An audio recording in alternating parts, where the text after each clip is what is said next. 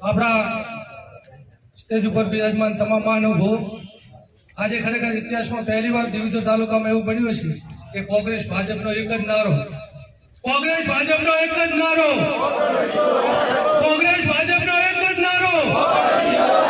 કોંગ્રેસ ભાજપનો એક જ નારો. મારી પણ એક ગુજરાત સરકાર સમક્ષ વિનંતી છે, કોઈ પણ નિર્ણય